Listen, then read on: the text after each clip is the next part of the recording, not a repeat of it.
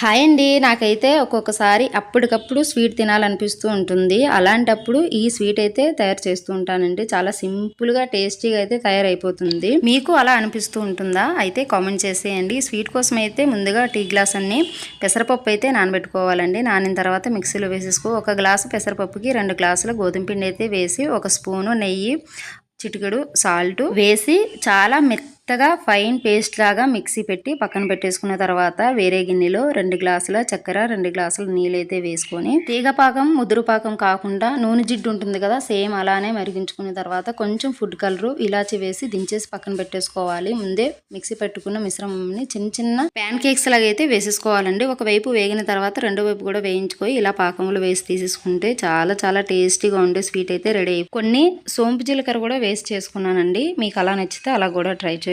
Sweet అయితే చాలా చాలా టేస్టీగా ఉంది. పేరు చెప్పలేదు కదా, ఒరిస్సాలో